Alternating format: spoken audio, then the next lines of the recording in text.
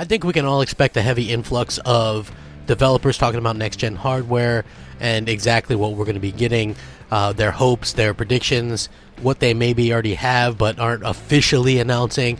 And I think it's going to be something that a lot of people are going to be very interested in hearing about. And when this developer started talking about basically what to expect in terms of the PlayStation 5, I think a lot of people were maybe surprised by this. I know this sort of surprises me, and you have to wonder if this is actually going to be accurate. So I'm very interested, to see how this works out. What's up, everybody? Crapgamer here with Crapgamer Reviews, back with another video. Thank you guys for checking it out. I really do appreciate it. Please hit that like, share, and subscribe button because I would appreciate that as well. It helps out the channel, and it means a lot to me personally. And if you guys wouldn't mind hitting the bell so you're notified of all the content as soon as it drops. Thank you guys so much for always rocking out with me. It means the world to me. So with that being said, let's jump right into it. So according to this developer who does the game Hellpoint, the PS5 could be looking at 8 to 12 gigs of memory, of RAM, according to him. Obviously there's rumors of the next generation consoles beginning to heat up, so how much memory are these things going to have, right? What are they going to do? Ryzen CPUs, 16 gigs of RAM.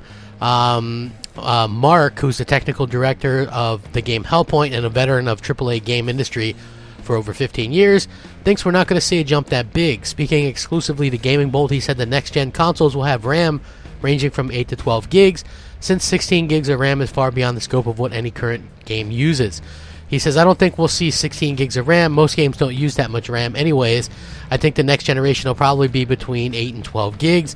What you will see, however, is probably a good amount of cores. I wouldn't be surprised if the next gen was Ryzen 2600 or something like that, because it is really stable, cheap, and has a good amount of cores. However, he did add that consoles will have a large amount of dedicated VRAM rather than a unified memory pool, which will help them achieve 4K graphics and bring the total memory pool available to developers far beyond the current 8 gigs offered by PS4 and Xbox One anyway. By the way, the Xbox One has more than that, so just saying, and the PS4 doesn't even come close to having 8 gigs available for gaming. One thing that's going to change will be you'll get a lot more focus on the VRAM, which is the big bottleneck right now. So if you want good 4K games, because 4K frame buffers takes a lot of space, if you end up with a 4K buffer, it's basically you end up with a 4K buffer, you need 4 times the VRAM. So I think you won't see shared RAM space next gen like you do with the PS4. I don't think you'll see that because it's a big bottleneck. You'll see more VRAM to support 4K and whatever else comes around. Just how much of that, I wouldn't be surprised if the PS5 had 8 gigs of RAM and 8 gigs of VRAM. He goes on to sort of elaborate this, and I'm going to go ahead and link this so you guys can check it out.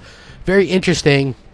I don't know. The Xbox One X has a lot going for it and has more memory than that, but it's going to be interesting to see what they actually do. I think it's going to be very interesting to see how this works out and plays out.